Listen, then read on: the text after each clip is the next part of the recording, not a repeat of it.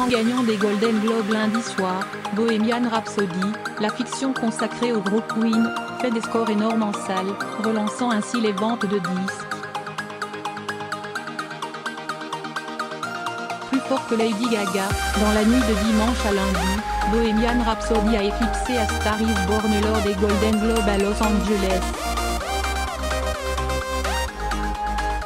La cérémonie a doublement récompensé le biopic sur Freddie Mercury, en accordant au long métrage la statuette de meilleur film dramatique et en sacrant son interprète, le jusque-là méconnu Rami Malek, meilleur acteur dans un film dramatique.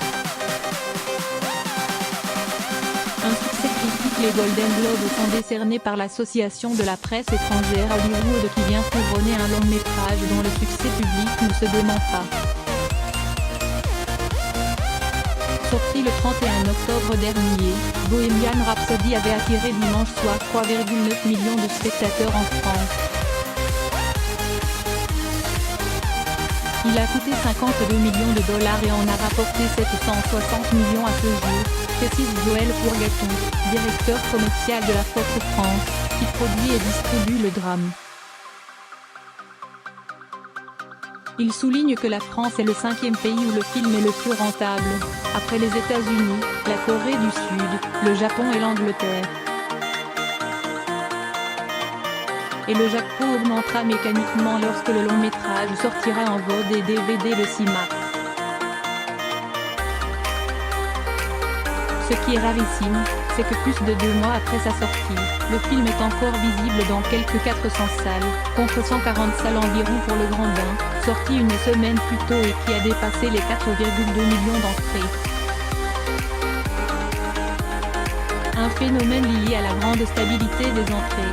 Pendant les vacances de Noël, Bohemian Rhapsody a même vu sa fréquentation bondir, passant de 100 000 à 165 000 entrées par semaine. Les spectateurs ont applaudi.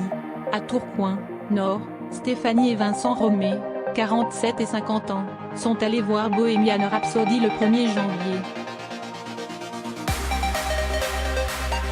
Avec des amis qui nous le conseillaient, précise Stéphanie. Et on adorait.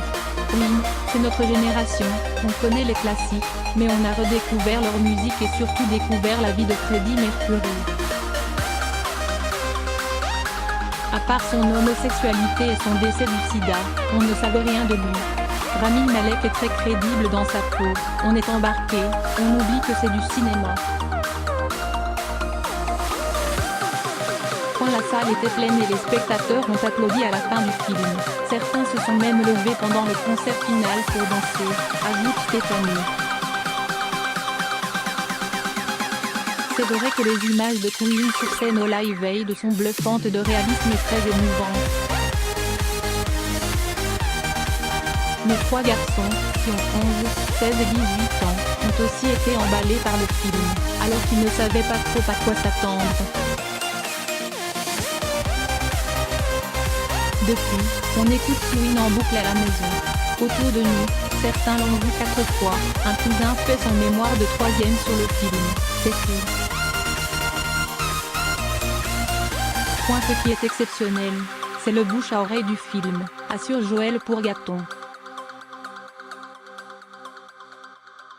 Sur Allociné, Bohemian Rhapsody a ainsi obtenu la note record de 4, 7/5 de la part des spectateurs. Malgré une forte concurrence en fin d'année, les animaux fantastiques, Bumblebee ou Aquaman, le biopic touche majoritairement les plus de 50 ans, 49% des entrées, et les jeunes, les 15 et 24 ans constituent 18% du public. Coup double pour Universal. Colin Franga, 14 ans, en 3e à Vers-sur-Marne, Seine-et-Marne, est ainsi devenu fan de Queen grâce au film. Je ne connaissais pas bien Queen, mais c'est la bande-annonce qui m'a donné envie de le voir, explique la collégienne. J'ai motivé ma mère pour qu'elle m'accompagne et on a eu un énorme coup de cœur.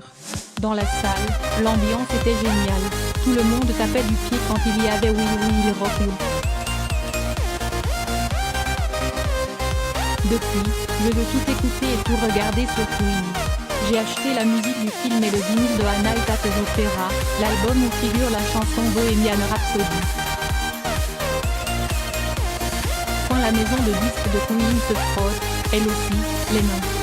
Universal, qui fait coup double avec le succès de la musique de A Star Is Born, un 50000 CD et vinyle vendu en France, a vendu 8000 CD de la bande originale du film. Le double vinyle sortira le 8 février, et 250 000 exemplaires des compilations de Queen, les Greatest Hits 1 et 2, en CD et vinyle, le coffret 3 CD Platinum Collection, ainsi que les 2 derniers coffrets Honor et News of the World de 40e anniversaire. Les albums vinyles se vendent eux aussi très bien à l'unité. Sans parler des 86 millions de streams sur tout le catalogue musical de Queen enregistré depuis la sortie du film, ajoute-t-on chez Universal, qui n'en comptabilisait que 23 millions avant le 31 octobre. Tout le monde est étonné de l'ampleur du phénomène, d'autant qu'il ne fait que commencer. On va surfer sur le succès des Golden Globes et on espère des Oscars, le 25 février, où Bohemian Rhapsody devrait aussi être bien représenté.